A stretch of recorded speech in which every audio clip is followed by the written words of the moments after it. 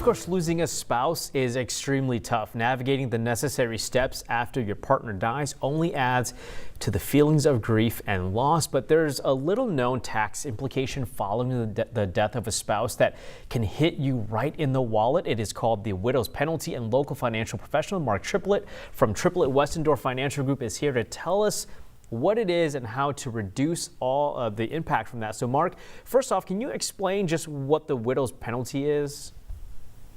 Sure, Chanu. So Ben Franklin's famously said, "Nothing in life is certain but death and taxes," and the widow's penalty actually incorporates both of those.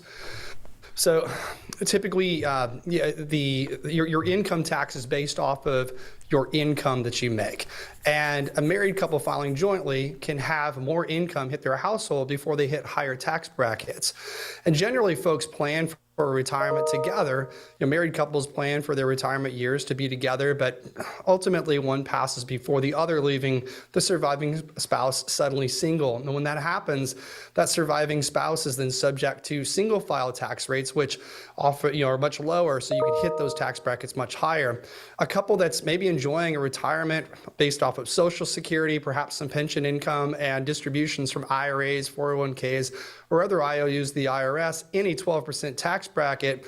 Well, after the first spouse passes, the surviving spouse might find themselves in a 22% tax bracket and paying additional, higher effective tax rates, higher taxes on Social Security, maybe even affecting Medicare premiums. And Mark, of course, there's a lot to this, but can you talk about how people can reduce the impact of this? Sure. I think planning ahead is more important than anything.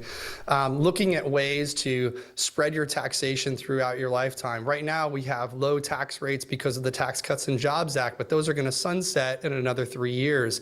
And right now might be a good opportunity to start offloading some of that taxation by what we call stuffing brackets. Doing some strategic Roth conversions, for example, if you're in the 12% bracket and you have another $30,000 you can realize as taxable income, maybe start converting some of that money now so that later on in retirement, you have less taxable distributions that are going to be forced upon you or that surviving spouse.